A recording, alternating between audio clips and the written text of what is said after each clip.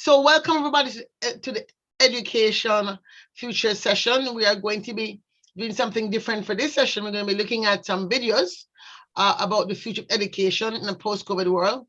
Public information appeared on ABC that most of us have not paid attention to, but I think it's important that as we prepare our policy notes that we'll be presenting to elected officials, to inform ourselves as to what the experts have been saying about what this might look like. I want to introduce Andrew Sharp, who is the chairman of the Authentic Caribbean Foundation in Massachusetts, an ICS partner. He's also on our program board, and he co-chairs our education working group, which is the group that has a relationship with the State Department. So if I hadn't said this before, we have working groups that work with State Department. We have one on healthcare that works with State Department, and I may have to twist Dr. Moore's hand to be on that working group with us if he has time. He's so busy. Andrew Sharp is a co-chair for the education, and his focus has been on disability. And since we launched this in 2019, he's been hard at work. In fact, in 2019 is when we had our first event in Boston, and that brought all the ambassadors to Massachusetts, and we kind of launched the initiative of creating partnerships. Out of that, Andrew was able to get a partnership started with Leslie, and he can tell you more about that. But that's really, I don't want to spend too much time on that in this call, Andrew, because it's foreign affairs stuff. But just to let them know you're plugged in, so we can go straight into the domestic agenda and the future of education here for our children. So focus on what you have been doing here, not what you've been doing in the region. Thank you. Thank you so much, Dr. Nelson. One of the focus for education for us, especially for kids with disability, was inclusive programming. And what we have done, we looked at our Kids for Arts program and see how we can effectively transform that into an after-school program for kids. Report has shown that after-school program lower dropout has helped with lowering the dropout rate and has helped close the achievement gap for low-income students. And regular participation in the after-school program may also reduce risky behaviors and help them gain college and career needed skills. So that has been some of my focus as from the domestic agenda in terms of our Caribbean American youths in the youth system, and working with some of the counselors, especially those who have their mandate on education, to see how after-school program can be inclusive and competent and adaptable to the mixed cultural environment of the kids in the classroom. When you look at the census data, and we have dig deeper in terms of the research on the various nationalities broken down in the public school, and see how we can facilitate culturally programming for them. And it has been beneficial. One of our Partners for Youths with Disability, does a Kids for Arts program for those with disability. And it really helped, because we see that these kids are able to interact, express themselves, and that's some of the programming that is really needed. When we look at like the city of Brockton and the town of Randolph and the city of Boston, we looked at the overview of how many cultural competent after school program there were in these schools institution. And we worked with the superintendent to see how we can include it. One prime example was Ellis Elementary High School in city of Boston, where we worked along with the dance teacher to create, heritage cultural after school program with the kids. One was teaching them the maypole, another was reciting local poem from their country of heritage.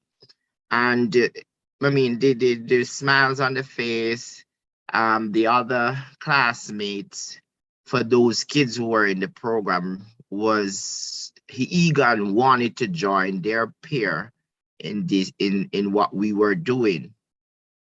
And then just to see the kids perform what they have learned at our Caribbean American Heritage Festival on June the 4th in Boston to the public.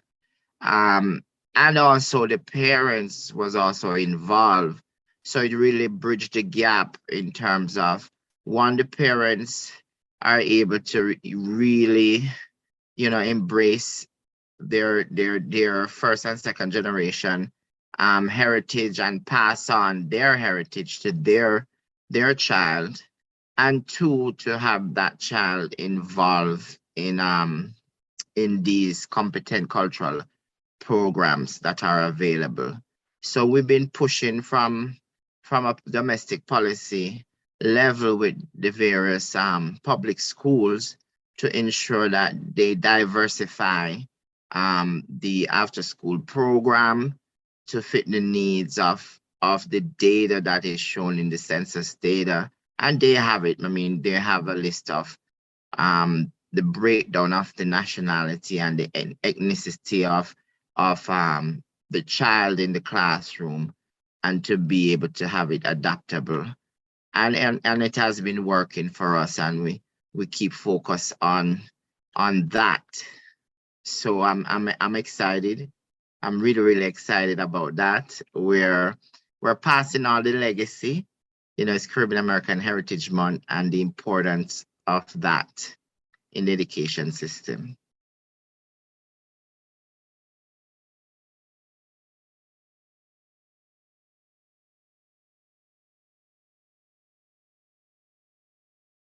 Okay, so thanks, Andrew, for that report. As you see, just to make a note of the census tomorrow morning from 9 to 11, we're having a workshop from the census. So please spread the word, tell your friends. It's the same link.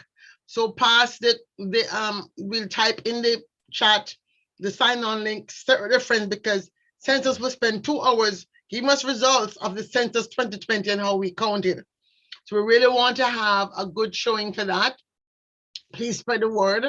Let your organization members know, your board members know, people who have churches in your community, people who have run chambers of commerce. It's important to understand how to download the data for yourself. That's what we're doing tomorrow, 9 to 11. And then from 11 onwards, we'll be talking about the issue of education, focusing on the foreign policy side. And in those topics, we're going to be talking about, beginning with STEM education. I'll be organizing that session, working with Andrew and I think Ann Richards, Dr. Ann Richards, and Dr. Clovis Nelson, and some others. I move from that to disability education in the region, and we round up the afternoon with a conversation on policies around education policies and preparing our youth for the future of work. So that's tomorrow. And Wednesday, we do same thing around healthcare and disaster resilience. So a robust program and plan. We'll also type in the chat the link to our document, the document that we're going to be updating and working with, both to prepare our policy brief for the domestic agenda, which right in the document doesn't have a domestic piece, but this year we're going to add a domestic section to it, based on what we've been talking about so far this morning. And we're also updating what we had on the foreign policy. So we also type in the chat the link to that document. Once this month is over, this week is over, we'll again post it online again for viewing, and we allow people to comment on it on a platform where people can add their input, suggest ideas. We'll keep it up for about 10 days or so for this kind of conversation following what we do this week. So without further ado, let me go ahead and go back and get this video up on the future of education in a post-COVID world.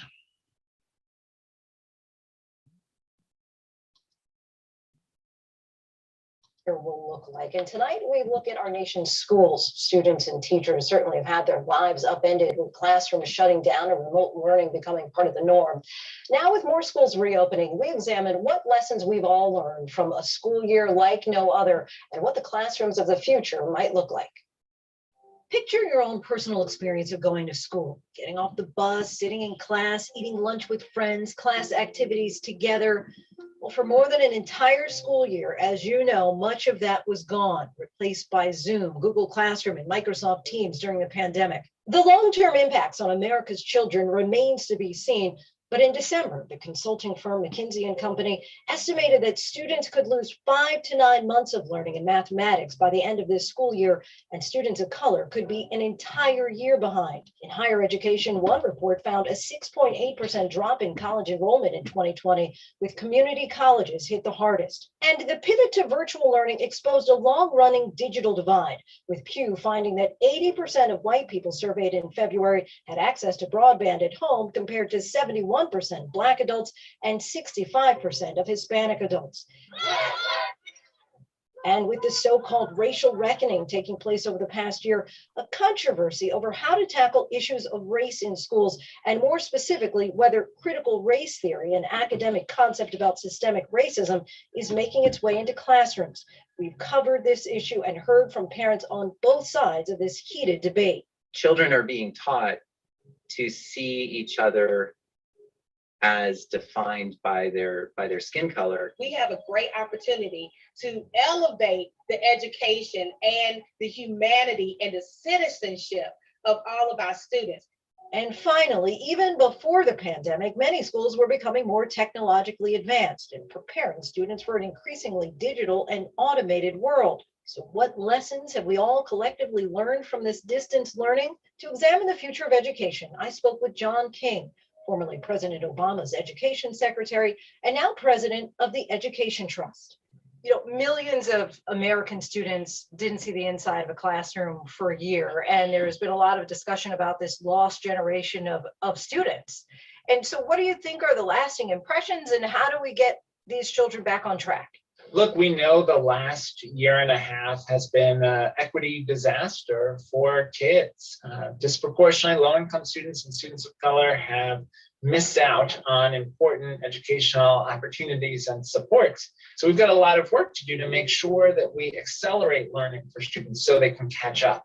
We've really got to invest in things like expanded learning time in the summer and after school. We ought to mobilize a national tutoring corps of young people to tutor elementary school and middle school students to help them get back on track. But we also have to worry about the socio-emotional impact of this period. And my own daughters are 14 and 17, and one of the hardest things of this year has been the isolation from classmates, from teachers, from the relationships at school that make such a huge difference in kids' lives. What would you say that we've learned from the pandemic that we can actually use to kind of catapult us in a way going forward?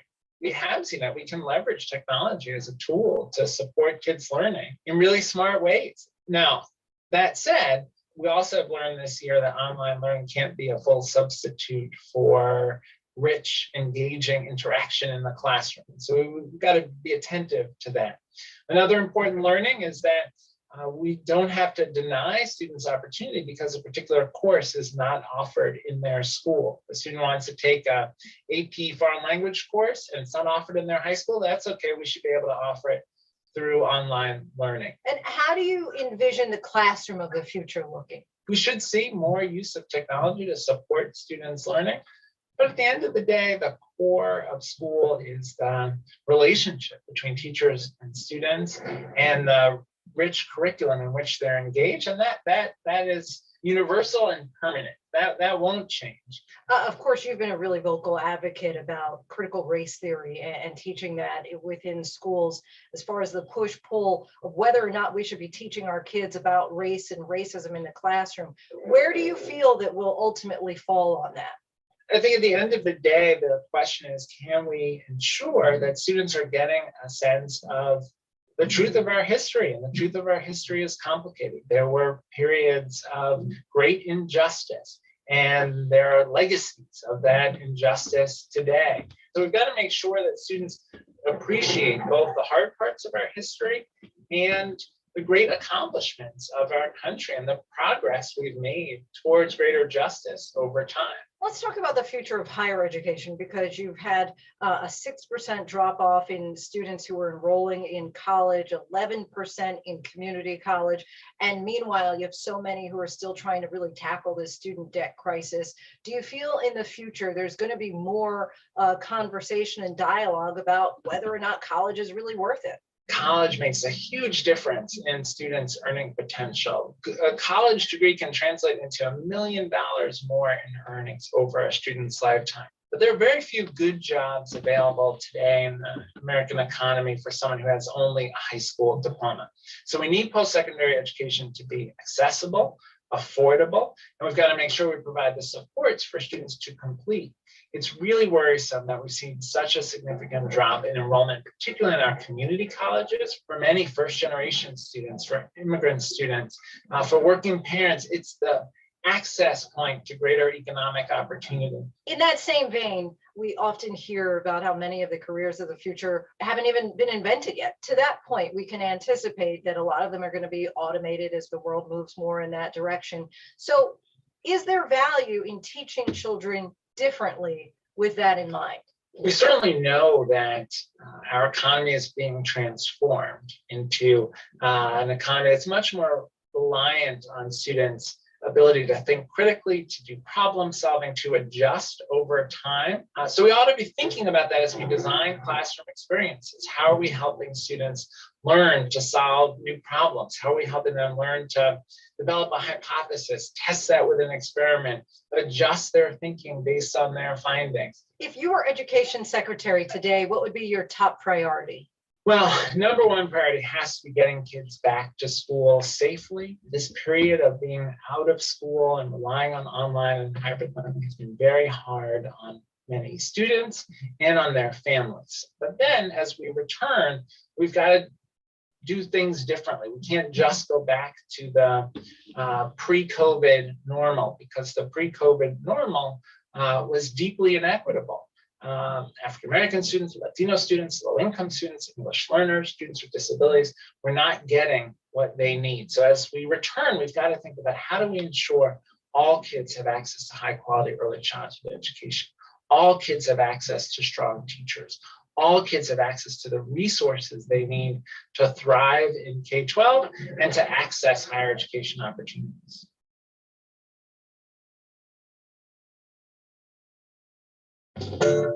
Hi, everyone. George Stephanopoulos here. Thanks for checking out the ABC News YouTube channel. If you'd like to get more videos, show highlights, and watch live event coverage, click on the right over here to subscribe to our channel. And don't forget to download the ABC News app for breaking news alerts. Thanks for watching.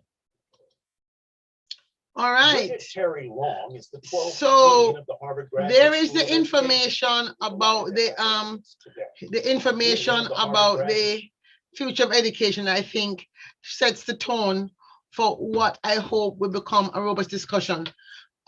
We have some people here on the line. I want to really ask Ray Allen to join us. Ray, are you still here? I'm going to bring you on screen because you're on the board of a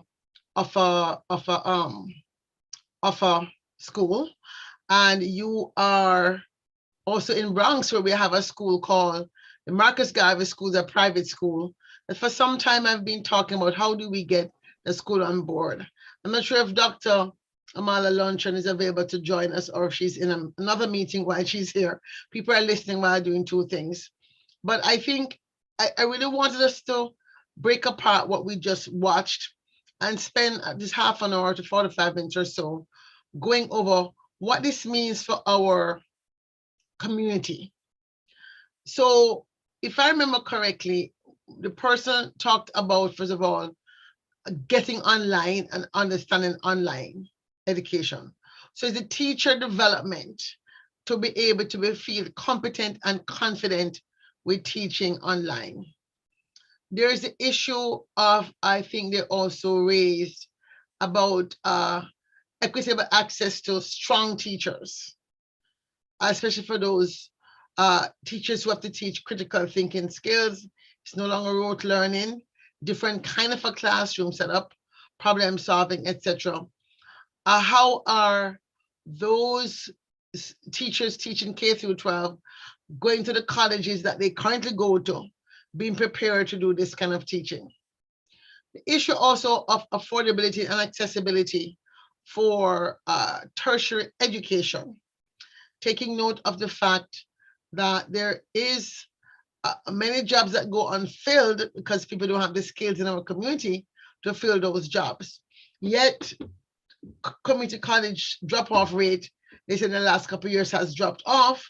How can we really interest community leaders, our ministers, our influencers, parents, soccer coaches, cricket club coaches, steel pan playing organizations to get the kids to think about community college as a way forward if they feel that they were unable to get the quote unquote the high grades in SAT to get into quote unquote the college of their choice. So they feel like they're losers, so they can't be bothered. How can we make that shift? Third question, how do we address the noise about, well, reduce the student debt, remove the student debt, or education should be free? Who is going to pay for it? The middle class already is squeezed in taxes. We don't know exactly if a general tax will be used to pay for it, or will there be an education tax, or will they use the profits they make from, racehorse riding and gambling and lotteries, etc., to pay for it? But there's a lot of talk about, make education free through college. And of course, there's a pushback. How is that going to be paid for? What is the stance of communities, especially those who have a lot of us, the Brooklyns, the Bronxes, the South Florida, certain parts of Prince George's County in Maryland, where we have very high density of Caribbean people? What is our appropriate response to that? So I'm going to pause here, and there are many other people on this call who are in the meeting as attendees. This is a kind of space where I really would love to hear from some of you who may have children in the school system, or may yourself be teachers or educators that we don't know that might have something to weigh in as we use this opportunity to be able to share discussion about where do we go from here? What is the future we want? So let me give the floor to Ray Allen, first of all, as a board member of a K through 12 school, and hear what is his perspective on what we just observed. Well, good afternoon, ladies and gentlemen. Thanks for joining us, and thank you, Dr. Nelson, for bringing me on. I am on the board of trustees for the Harriet Tubman Charter School in the South Bronx, and we are located in so-called the poorest congressional district in the country. I repeat, the poorest congressional district in the country. It's still on the books. And how we are able to survive, we are going on. We are the oldest charter school under the state, directly under the state, the oldest charter school in New York City. And how we are able to survive for the past 20 years, especially for the last 2 years with the epidemic, COVID epidemic, what have you. Now, we mentioned in terms of the difficulty of students learning remotely. And it has been a difficult task all over. It's not just in terms of the charter schools or the DOE. It has been right across the board. It's because I also am involved with the DOE, because I also work with Aspira in New York, which is the support services to the DOE schools of the city of New York, as well as during the day, as well as the after-school programming. And we'll talk later about what will be happening for the summer, and how things are going to change this summer to previous summers gone. Now, in terms of the during that period of time of the shutdown, it was very difficult right across board. And because of the first time that these schools we had remote learning for these schools. People did not know the system, how to operate basic computers and what have you. And everyone did not have computers. Everyone did not have access to computers. Everyone did not have access to internet service. We have a number of students that are homeless. Yes, a number of students that are homeless. Okay, so we had to find ways and means to get them laptops with internet service, and teaching these youngsters remotely. I think we have done a pretty good job. Not just I think so, but the state also said we did a great job for those 2 years remotely, because we just had the state in last week. It came down.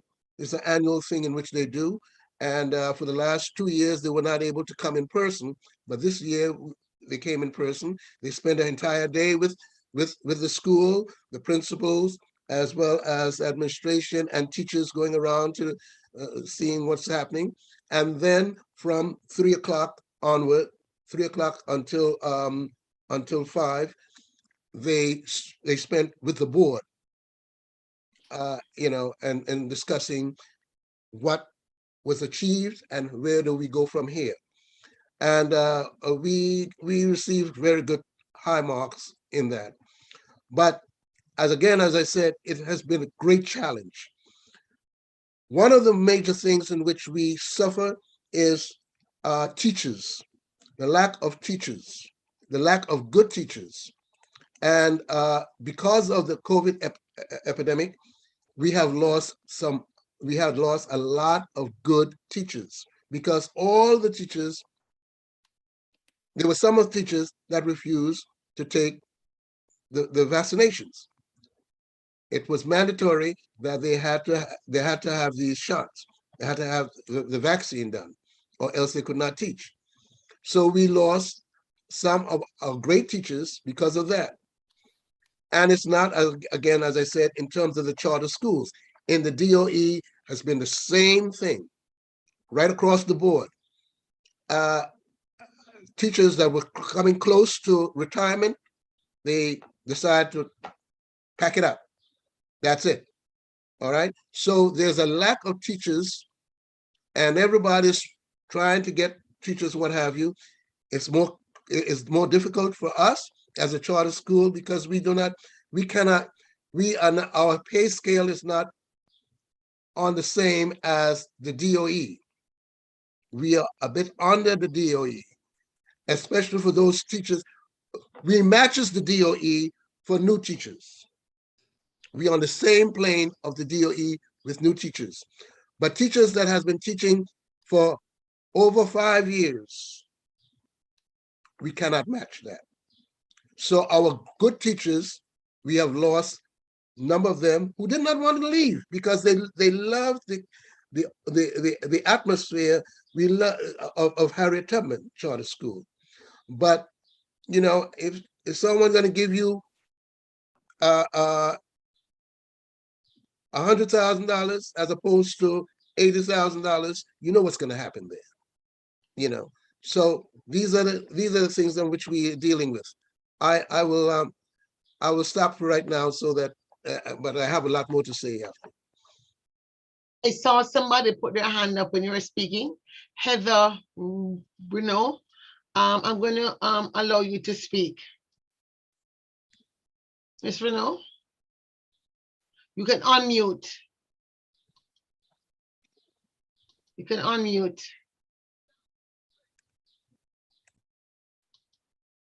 Yeah. Yes, she's unmuted. Please go ahead.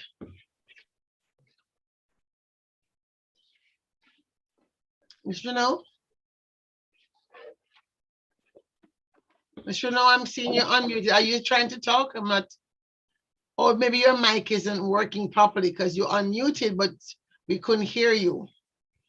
So you may have to go out and come back in and make sure your mic is properly connected. If you have a question though, you can put it in the chat or comment and we'll try to respond anyway. That might be easier for you. Okay.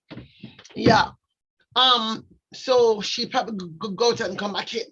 So yeah, so we're talking about, first of all, this big issue, this charter code story, and I want to start there because first you say you're the poorest community in United States of America for the last umpteen years, and I'm wondering why should someone remain the poorest community after so many years in New York, which has some of the richest people in the world. But of course, in other words, it's like, is there no system in place to move them from that statistic, or is it statistics that has become a badge of pride? And I say that in a serious question, because if you were the poorest community 20 years ago, and you have been getting grants to do X, Y, Z, and nothing have changed, clearly the fundamental problem, which is the mindset, has not changed.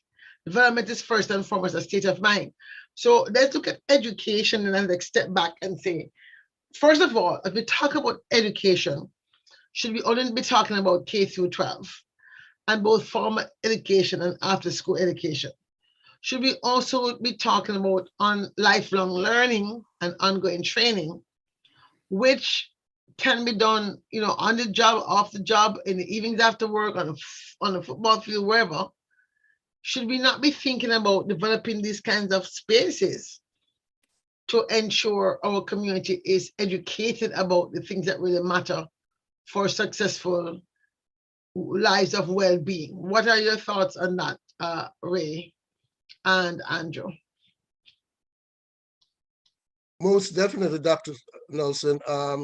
It is important in terms of critical learning during that 8 to 3 period, school, after school, on weekends, and on the football field, on the baseball field, what have you. It is very important. We have to do much more with our youth, especially since the epidemic, because during that 2 years, our youth is very much backward in a lot of things, and we have to move expeditiously forward on this. For example, for the summer, it's a totally different face for the summer beginning July 5th here in New York City. It is important. It is almost mandatory in terms of our students being in school this summer than ever before, from 8 to 12. From 8 to 12. Then what the mayor has put into place is that we have after-school programming. After-school programming will kick in at 12 o'clock, which of course they're asking the after-school staff to be in place by 11 o'clock. So that would be from 12 to 6. Providing more things like arts in education and other areas in terms of critical thinking for the students. On hand, what he have done in terms of in prior years, the summer youth programs were we had the summer youth employees. We had which they have the 14 to 16-year-old. They have a limited amount of time in which they're not too much hands-on. Okay, from the 17 and up, they have hands-on with the students. But we had students from 6 years old up to 13 years old in the programs. This year, it's a different system. The elementary school is separate. The elementary school is totally separate. The middle school is separate. So like what we had with Aspira, New York, we had everything together. Now we only have the middle school, 6th to 8th grade. And in order to get those numbers, and we are required to have at least 225 students. In order to get those, meet that criteria, they are bringing students in that age range from all over the city.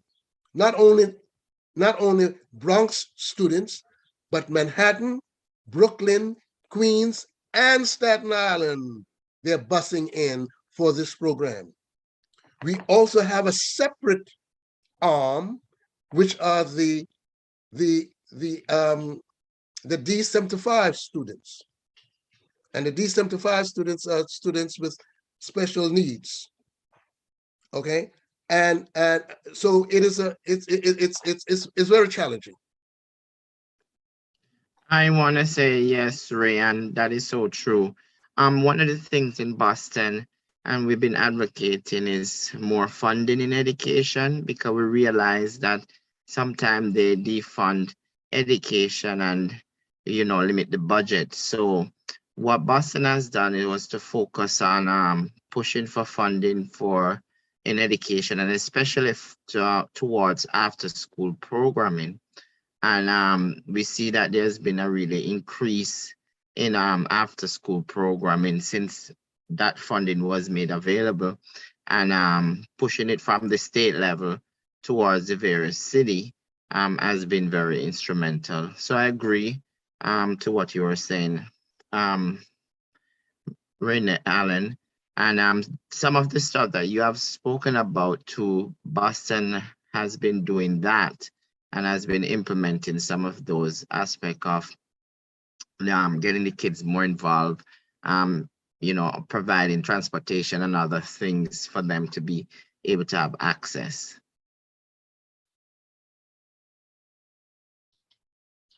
We are joined by Dr. Mala Luncheon, who is an educator, having worked in education system in the region and about to enter the formal education again system here in North America, and in a region of America which is, I would say is not considered, you know, a hotbed of education equity, let's put it that way. Right. And so when you hear about this issue about community college and making it accessible, you know, in these states where you are the lower Midwestern, Western states, a lot of Native Americans are out there. Mm-hmm. And I always feel as if to say, it's almost as if they become invisible. In the US context, is not much, they're marginalized in different ways than Black people are. But nonetheless, their history is in danger of being wiped out or being retold as well. What is your take on the issue of education equity? First of all, let's look at it from the point of view of equity of access to the true teaching of your history. And it's a controversial topic right now. And I have some strong points on it, but I don't want to put my points on for the time being in case I probably make everybody angry. But what are your thoughts on that? Because I noticed in the video, they talked about the issue of critical race theory and children being taught to think about race. I'm like, I don't know about that, but what are your thoughts? You're also a student of emotional intelligence. How do you see it? And what age are children mentally able to look at race critically? I mean, I don't think that they would necessarily be looking at it that way in the K through 12 system, because we've seen several instances there opportunities for us to see those videos of children running to each other through airports, children just looking at other children because they are their age and size and they just want to play with another young person, irrespective of what they look like on the outside. We've seen instances of, there was a recent one where a girl walked into a restaurant and she had a tiara on, and the little Caucasian girl told her parents that she wanted to go and give the girl a hug because she looked like a princess. So to her, it was just, this is what a princess looks like. She wears a tiara. This child did not see past anything else, you know. So I think I often say that race is taught because first we need to be people. However, if we're going into the education system and we talk about disparities, obviously there are disparities, and there are disparities by state, there are disparities within states by class. So it goes really deep. However, what we need to do is get back to that sense of community. And I always advocate for a sense of community because I remember a time when any adult could reprimand a child. We have long passed that stage. And if we get back to that, then I do believe when I look at the pillars of emotional intelligence that we can be back to a state where we would have less crime, we would have, it's just a solution for so many things if we get to a stage of talking about the things that emotional intelligence will help us to do in society as a whole. And then if we look at it in pockets, like in education and business and, you know, in religion, wherever, as long as you understand how to talk to each other, first of all, how you view yourself, you know. So we need to be able to have those conversations. We need to have the uncomfortable conversations. And Dr. Nelson, you said you didn't want to say what it was because it was controversial. There's a way to say controversial stuff without it necessarily blowing up, and then we need to get a fire blanket and put over it. We don't need to do that. But you know, we could have the conversations, because if we start discussing things in fora like these, then people understand how to position themselves so that they can effect change. Because what we need is change. Because we don't want to just keep talking and then next year we come back and we're still talking about the things that could have been done to move a school in the Bronx one step forward. Now, one of the things that is being done in New Mexico this year is that they are going to have free education at the university level. So they are making a concrete step starting this upcoming semester in terms of having education at that level be free. So obviously, if you're talking New Mexico, then it's going to benefit, one, the people that live there, but then we're looking at Native Americans for certain. So that is one way to bring one set of people up to a specific level, because when you're dealing with first generation university students, it's a little bit tougher because they haven't had, people are saying, listen, why aren't you going to work in the store down the road? What are you doing going to school? You know, they have that kind of conversation at home. And those of us who've had an opportunity to go to school or who are in the school system understand the sort of doors that it can open for you. And you have to be able to go back into those communities and give. So, you know, that is what, and I see here that someone is saying that in Texas, they partner with community colleges to allow students to earn college credit while in the community college. So things like that, those are the things that we need to advocate for. And I don't mean to jump ahead and talk about the things that we should be doing for civic engagement. That panel is at 5:30, but that is one of the places that we could help. Because sometimes people who are in a decision-making position aren't seeing all of the things that could be done. They're only looking at it through one set of lenses. When I look at things with an emotional intelligence perspective, I'm seeing all these little pockets, you know, where things could be helpful. Mr. Luncheon, Dr. Luncheon, as you talked about in terms of the past of any adult could correct a student. Yes. I wish those days could come again.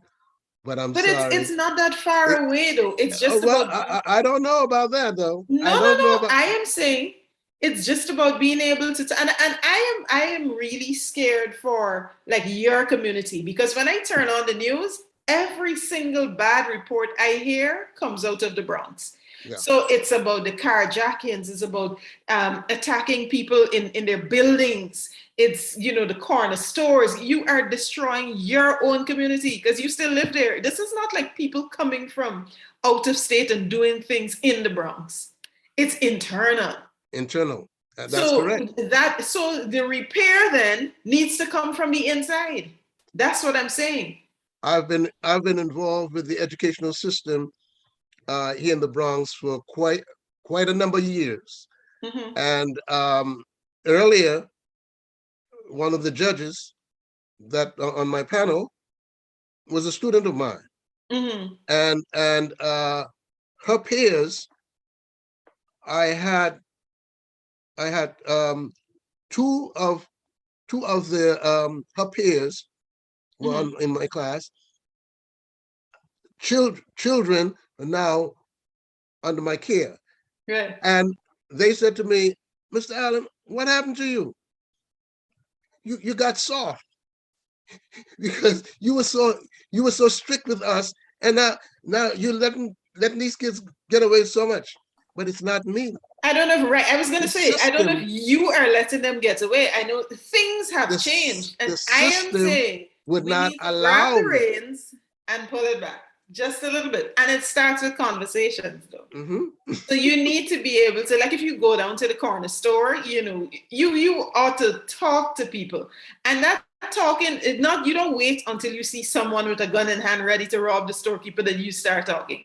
You know, just having a conversation, and people know, oh, when this gentleman comes in here, he would ask us something, whatever that thing is, or he would say hello. You know, you walk into space. I went to an establishment here recently. This is a tire center. So I walked into this tire center, a brand name tire center, and there were two gentlemen in there. One is on his phone, looking down at his phone.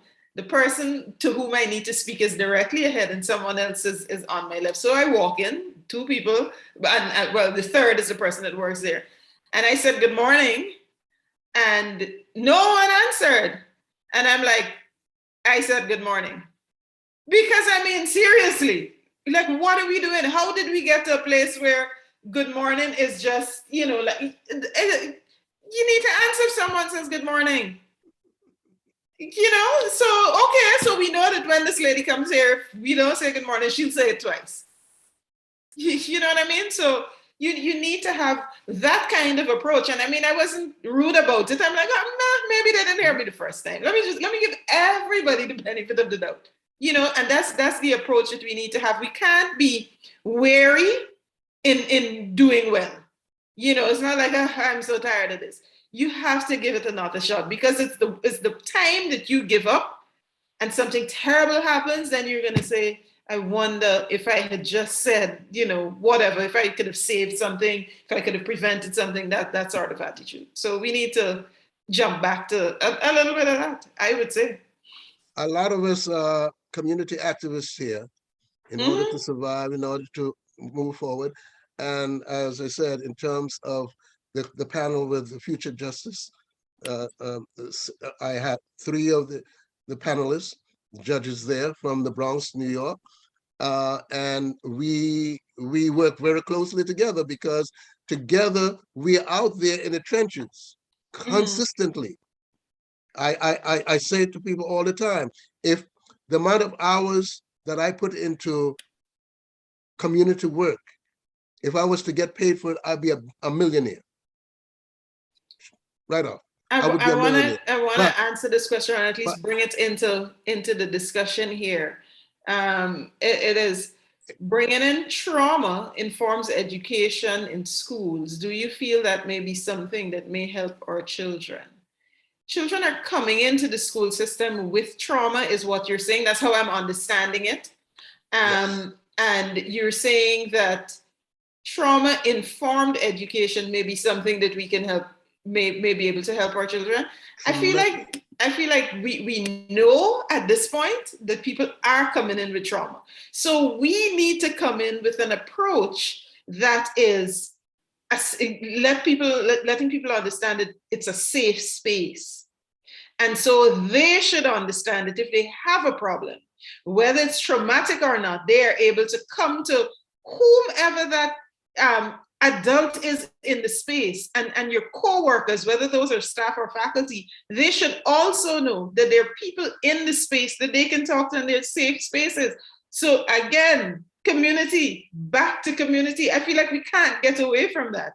And I don't think that I am being idealistic or I am being naive by thinking that, community is where we need to go. And I'm saying that I'm not being naive because someone told me recently, listen, your approach is what I need here. I need someone who's going to come to say, hey guys, this is how we need to look at this. So I don't think I'm being unrealistic. I think we need to step out on a limb and be who we are, be that person now who we needed when we were growing up, because we are that person. We know that person well because people yelled at us, people held our hands, people held us accountable. We can't just now shut it off because it doesn't go away. So I am advocating for that strongly. I understand, and I believe, and I believe what you're saying because it's only good can come out of that. But precisely because of the change in system and all that, there's a lot of pushback. I mean, I can tell you straight up, I have it happen right here in the Bronx. Because of a teacher speaking firmly with a student and in love, for love, but firmly with that student. Parent comes in, passes security, okay, and going at the teacher with a knife. Security tried to intervene. Security was stabbed in the neck by the knife. Yeah, because there's a lot now of this have that goes on, and is this just because in terms of trying to be parents, right? Right. To those so, children. And it's universal. So it's not unique to the Bronx situation. It's not unique to the US. I spoke to some educators in Maryland. This was November of last year. And I remember this teacher, and he's in a K-12 school. He said to me, I really like what you're saying. And I really hope that you can get into some of the schools here and talk to some of the teachers, because he's older than I am. And he comes from a similar situation where adults could reprimand children. He said to me, when I tell a child who is 14 years old, listen, I'm going to call you parent. And the child says to me, well, what do you think that's going to do? He said, well, then I just back off because I don't want to find out what it's going to do.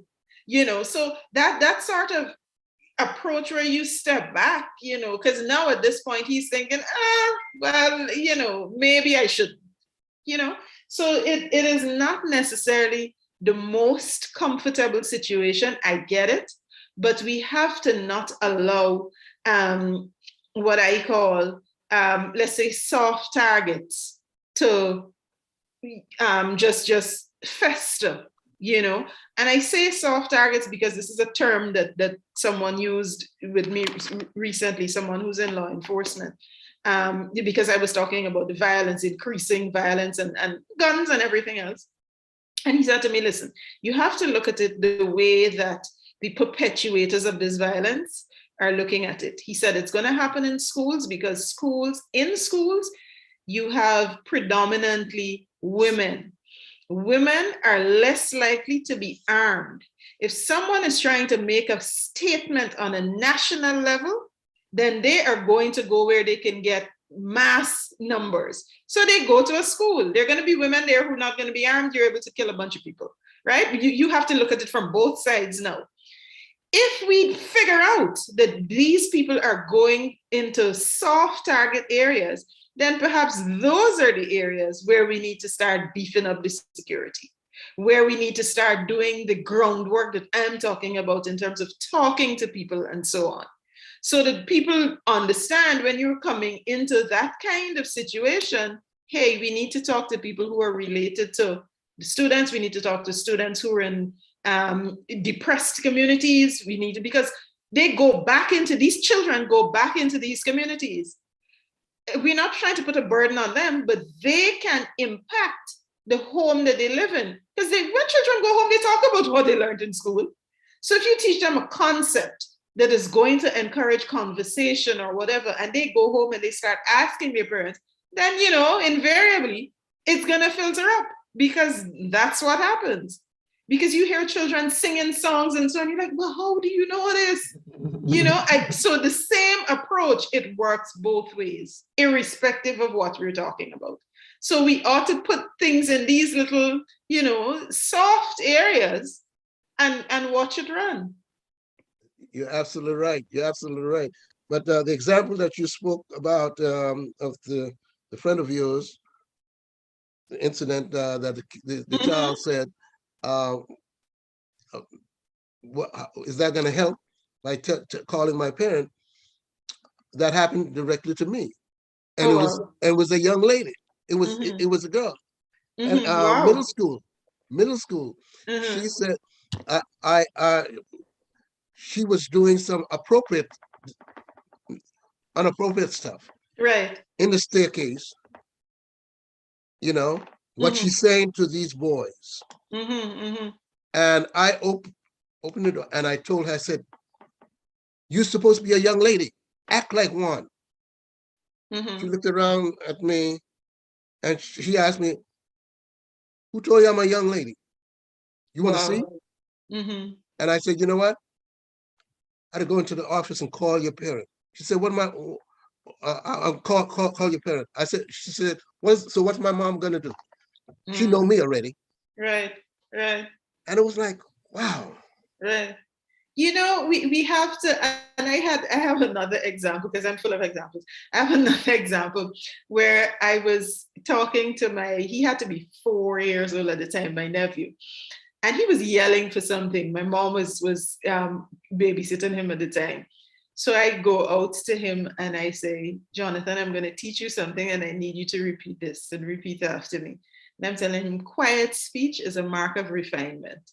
So my mother's like, "Wait, what?" Now, mind you, my mother's a secondary school teacher, right?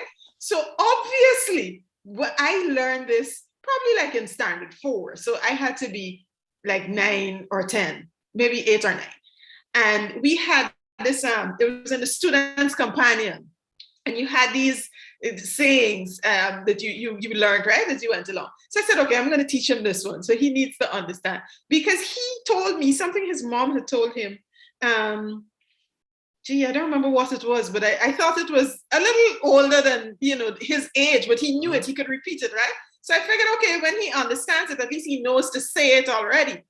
So I've gone and but this quiet speech is a mark of refinement. And my mother's like, "Listen, you need to stop." And I'm like, "Mommy, when did you stop being an educator and you turned into just a grandparent?" Because grandparents allow these children to get away with stuff, you know.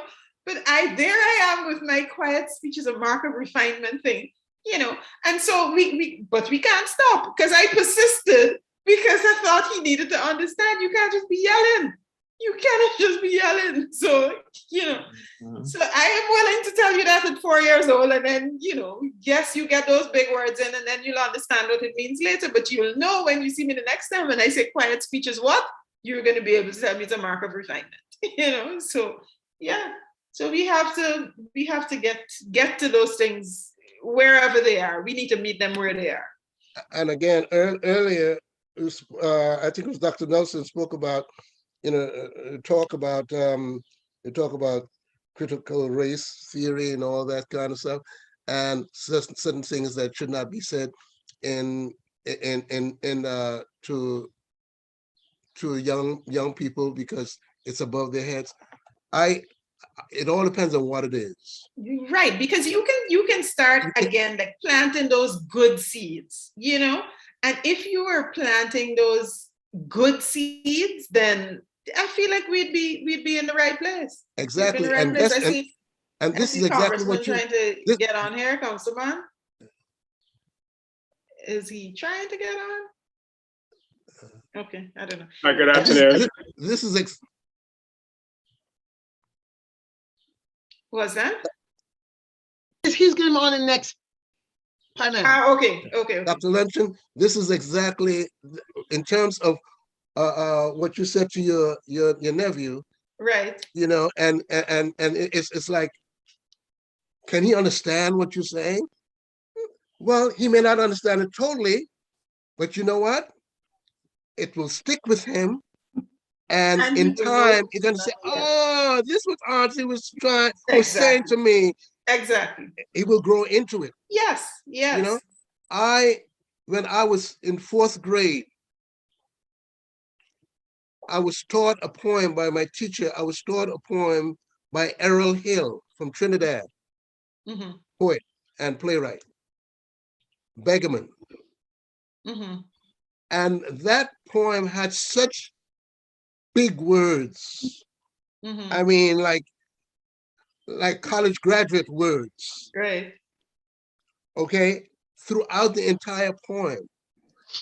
And you know, when I graduated from college, that became my first major poetic monologue going out for auditions. And when I told people that I learned it in the 4th grade, they said, "What?"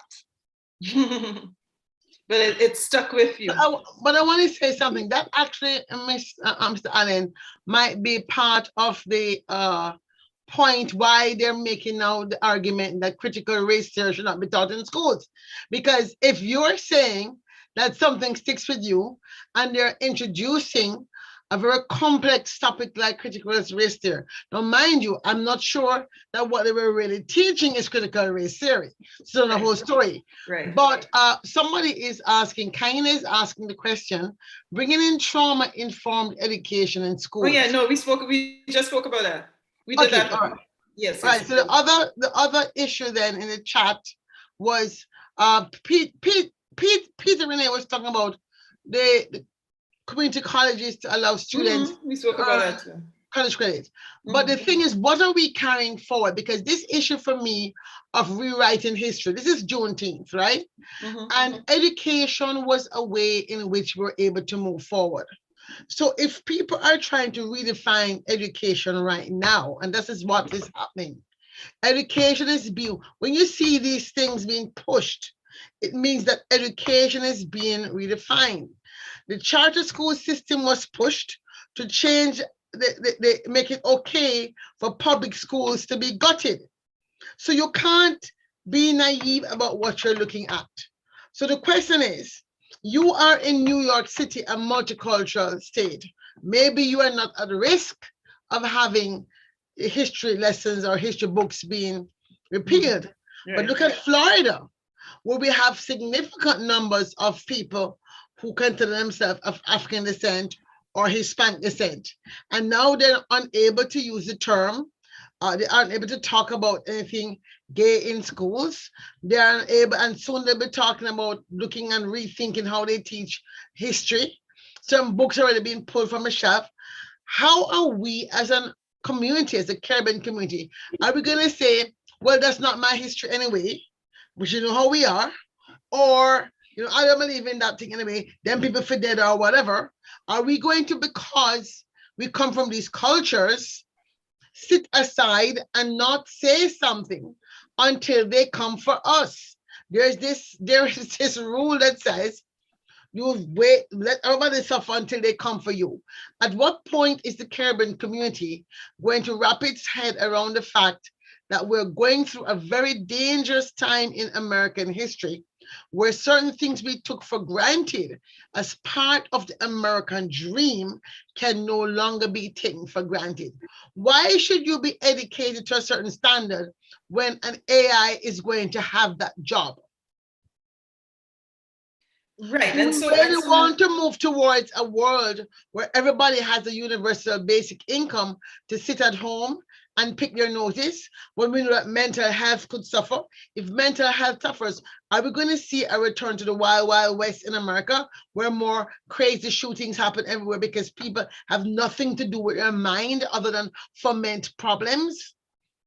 And so how are we as advocates to educate ourselves around these issues and to ensure for sure that at least the people who we think we have influence over, the Caribbean American elected officials, who don't only govern Caribbean people anyway, they're governing everybody, have an insight into certain what we are thinking and what they ought to be thinking about the future of education. We have a few minutes before we close, about 9 minutes or so before we're gonna take a break for our next session.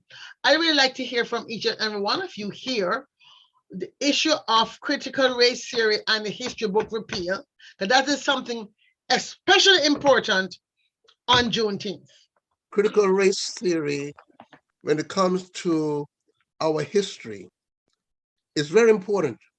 It's because we're talking now about Juneteenth, where in 1865, the slaves were set free.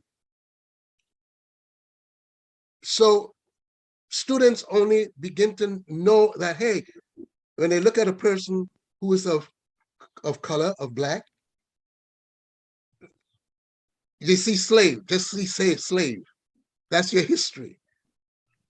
But they do not teach, if we are not going to teach about the history, then they think that this is all the background we have, that they don't know anything about the great scholars of Africa, of Timbuktu, the first university in the world, Timbuktu in Mali, where the great mathematicians and all that came from. Mm-hmm. Who designed the pyramid and all that. That's very important that our students know their history. If you don't know your history, how do you know where you're going? You got to know where you came from in order to know where you're going. But the argument could be made, though, that those things can be taught at home, or those things can be taught in Sunday school, or we ought to have after-school programs or church programs that deal with that issue.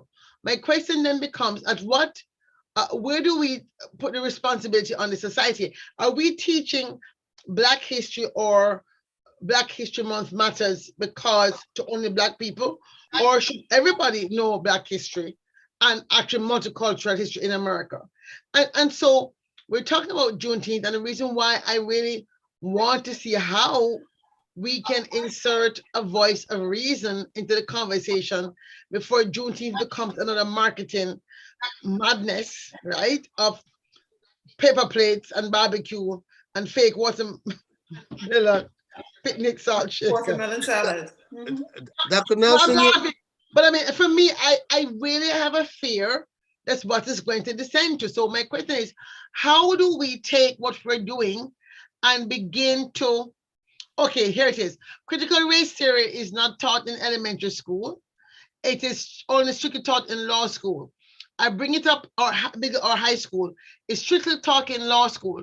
I bring it up in my American government classes, but it's not widely found in any textbooks. I teach from, however, because of the freak out over the theory. It seemed to be gaining steam to become part of the regular curriculum. And so therefore it had to be shut down. Because I thought so. I thought it was a law school issue. All of a sudden I hear it all over the place. I'm like, are they really teaching that?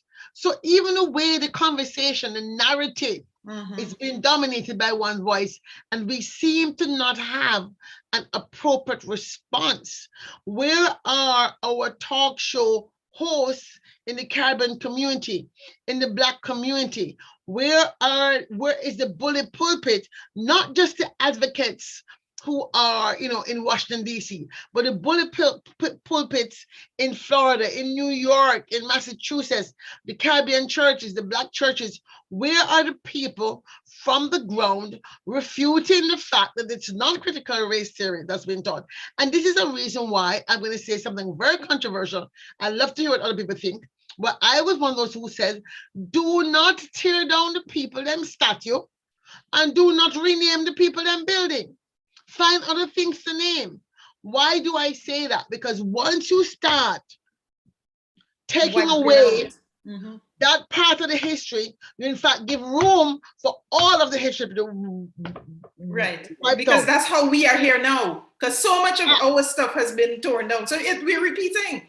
We're repeating, and I'm not advocating for us to, as if the opposite of what you're saying, I'm not advocating for us to enlarge and make larger than life some of the people who have committed these atrocities, but removing them does not necessarily remove the stain. They could be left in a position where we understand who they are, because it's not, you have to look at the time period within which those things were done. So we ought to understand, oh, wow, we understand why you did that, but here is how we can move on from there. So people still need to have the people that they look up to or whatever, but you need to understand it. You need to I really think it understand was a critically bad move in terms of the long-term win in the battle for a world without race. Because Right. in my post yesterday, I asked a question. In 2065, 200 years following this, this passage of this act, will race still matter? Looking at it from today, 43 years from now, think about those of us who have grandchildren born in January or godchildren born in January of this year. They'll only be 43 years old. Mhm. And I don't feel confident that after all of this, we're going to be able to have a space in which there is, quote unquote, an open discussion I feel like about teenagers race now, though. beyond racism. No, but I don't feel think like race- teenagers now are way less tolerant of the sort of divide that we have. So they are in this melting pot kind of situation, and they stand up to bullies irrespective of what color they are. You see so many more people now of all different races marching for people who are marginalized and that kind of thing. So I feel like they are coming together, that the generation after mine, and the one directly after that, they are certainly standing up for each other. So I feel like that could be in good hands, but the conversation still needs to be guided, because in a lot of cases, they are coming from a place of just sort of leveling the playing field, but not understanding the history that went on before it. So not knowing the history is as dangerous as wiping away that history. So, Absolutely. you know, we need to be able, it's a fine line that we ought to tread properly. You're absolutely right. The thing, Dr. Nelson, what you mentioned there in terms of what you're saying, and why should they have to be teaching about race theory in the school system, when which you can learn it at home or in the churches or what have you? Given a lot of us kids don't go to church, all right, but this is a serious issue. This is a serious issue, and it is important. It is important that we lobby our politicians, we lobby Albany, we lobby Washington, D.C., et cetera, about the school system. But the bottom line, I blame ourselves. I blame ourselves because we should have programs, after school programs and Saturday programs, to teach our young people about their history. Other people, I'm not going to point out which I'm considering, but there are other races, okay, that whose children go to school with us, sit in the same class, learning the same things.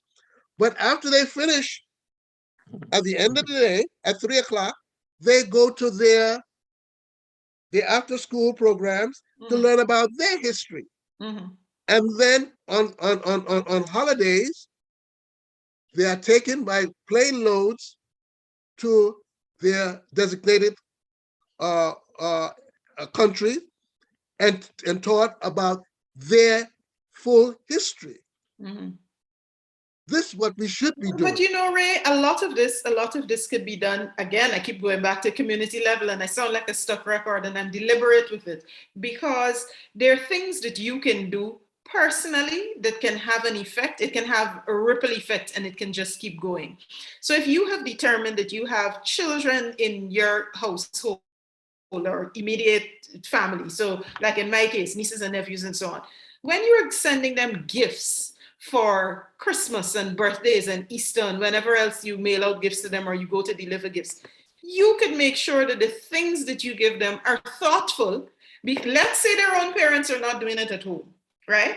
You can give them things that can spark a conversation. Or if their parents are giving them those thoughtful gifts, then you supporting it now is going to reinforce. And that may be just one family, but then think of a child who goes to school and children are talkative and he sits next to someone and say, oh, guess what my aunt gave me for whatever.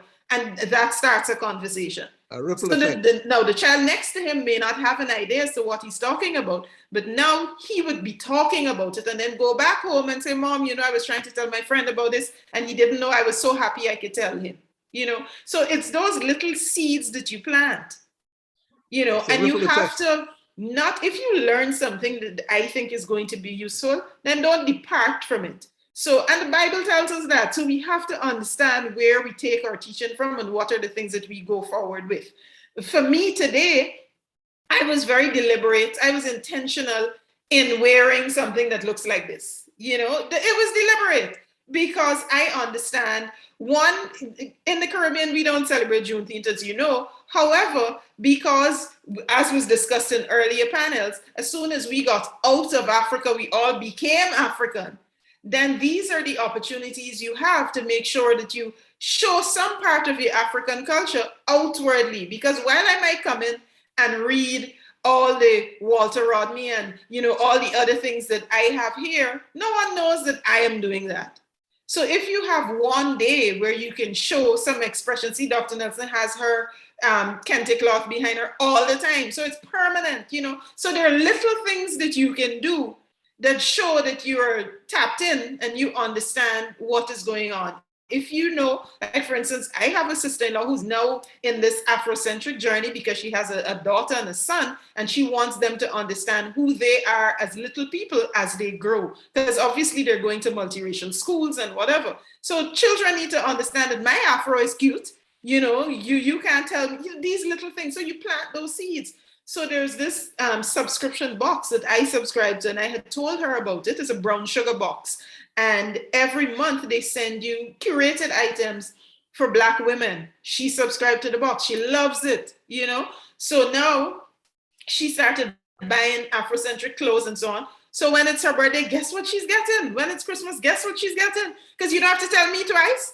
When I was in undergrad, I was president of the African Society at my school. So, and I haven't departed from that thinking and the, some of the cultures that we learn and celebrating Kwanzaa and so on. Those things don't go away. You might not do it every day, but you understand it. And so those are the things that I'm saying we need to support. Those are the things we need to support. Well, folks, we're come to the end of our lively conversation. I think it's a good place to end. What can we do? What can we do for Juneteenth? How do we promote this idea of emancipation on the continuum of emancipation? Emancipation is still coming around education because our minds have been colonized. Thankfully, most of us have gotten past the Lord, she dark, but she pretty. Right? She black, but her skin. Speak well. And then I hear the part in the brackets for a Black girl. Yeah. Or, oh, what are we here? Nice and pretty, right?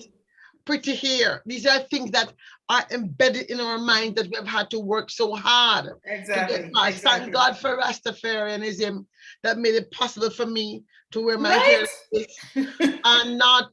and they suffered so that by the time I came along, there are people who still, told me things like, but if you go cut your locks for me. So obviously that relationship is going to go past the first date. But my point is, it's obvious that the colonization of the mind and education cannot happen only in the classroom. Our decolonization must happen as part of our community. So the question is, first, we must do for self. And so for those of us who are in the church, I think that's a good place to start. We don't have any faith-based people on this call who have churches. Perhaps next year, we're to do a better job and ensure that for every panel that we have on an issue. We're gonna have the same issues too. We have a minister, not just to invite the officials, but invite a minister. Aha, we didn't think of that. But next year we're gonna set for them, right? Agreed.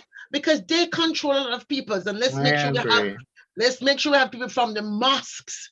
Make sure we have people from all of these other faith-based movements that are non-traditional, the Yoruba movement, the Voodoo movement. Let us really mix it up, because we have got to take control of our minds as part of this conversation.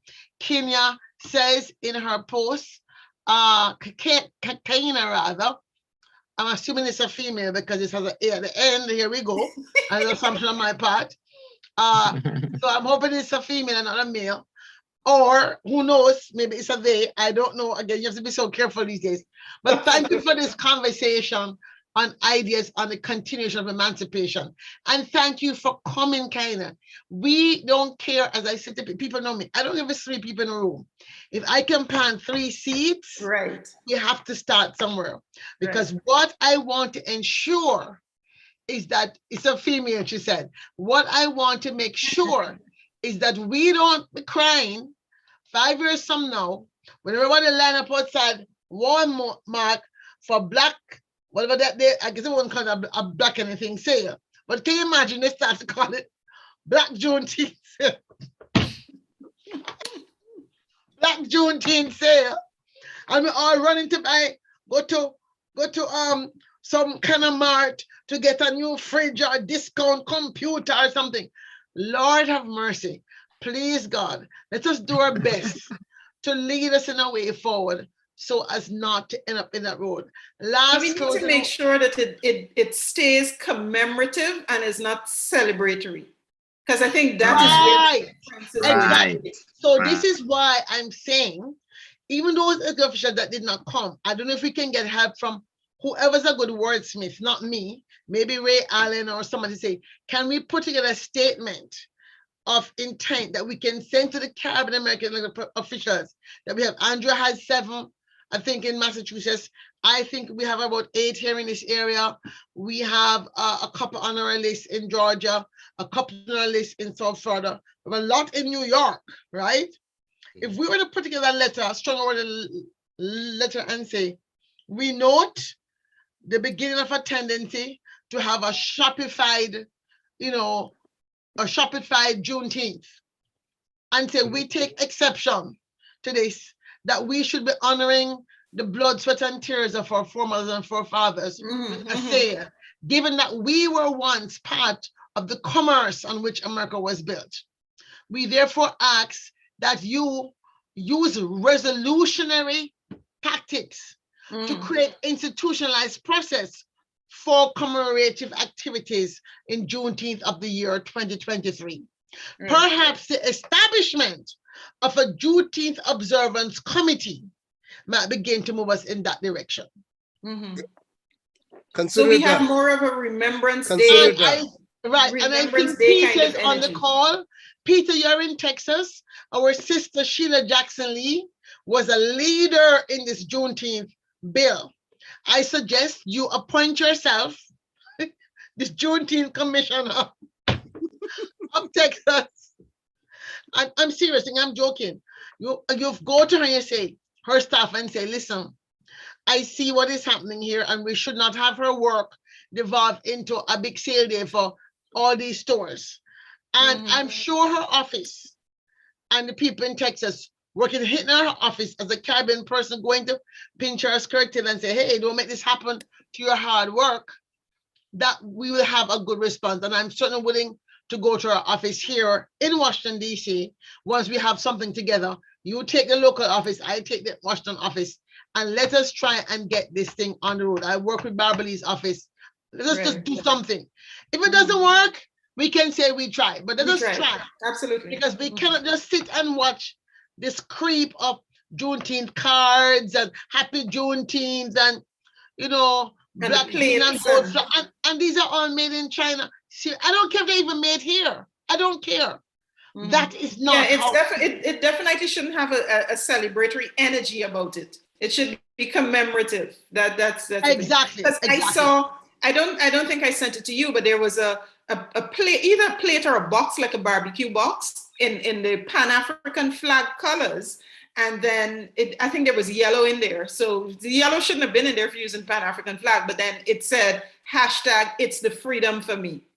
And I was like, whoa, you know, it's not even my thing per se, but I felt badly for the movement because I understand that that's not the energy we want, you know. So it needs to be looked at a little bit differently. In fact, a lot differently. A lot differently. So we have work to do. I'm happy that we stepped out on faith today. I want to thank you all for participating. Thank you, Andrew Sharp, for joining us. Please tell Miss Mahia that we missed her today. Her energy is good, but we're going to still ask her in the City Council of Boston to put this forward. So don't think she missed on out. We're going to work to do in Boston. She's very I think, and knowing her personality, I think it's something she would want to do to make sure that Black Massachusetts certainly leads, and we'll see what we can do here in the state of Maryland, and obviously with the people you know in New York, we can see what we can do in beginning a movement towards making sure that the hard work of those people who labored to bring Juneteenth and keep it alive is not lost in this wash of consumerism. Thank you all for being here. And we like to take time to stop our recording, stop our live streaming, and turn the floor over to our next panel, which will be on economic futures. You see the tie-in.